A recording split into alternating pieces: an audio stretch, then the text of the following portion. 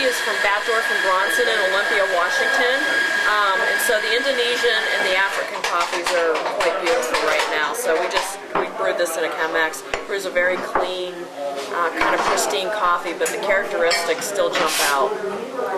Today we're going to be brewing some coffee in one of my favorite brewing devices, which is a Chemex brewer. It's a glass flask that was especially designed to brew clean, delicious coffee. So we'll be using this and also a filter. Here at Tazza D'oro we use the unbleached filters, which we think is better for the environment, and they are actually square, so it looks a little different than most coffee filters that are cone.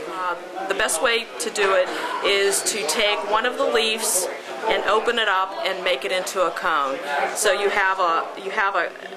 the cone that's developed is there's one leaf of paper on one side and several leaves of paper on the other side, which is a thicker cone. This thick side is actually going to go against the spout of the Chemex brewer.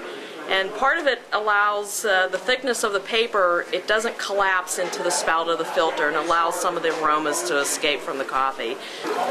And basically I just need to wet the part where the coffee is going to be, and that is basically up to the top of the glass. You don't need to wet the whole thing.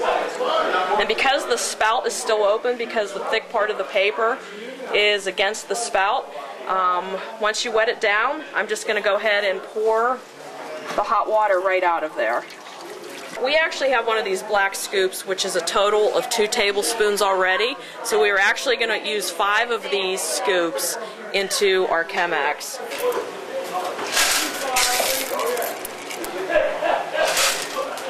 And I recommend that you grind all of your coffee fresh per use.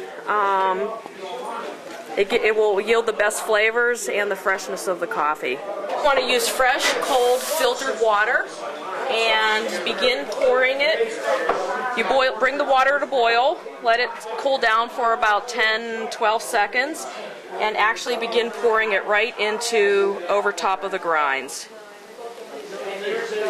And what you'll see happen is a phenomenon called blooming, and actually it's the hot water hitting the coffee grinds, and basically the brewing process begins and it starts opening up the coffee, allowing these great aromas to escape from the coffee.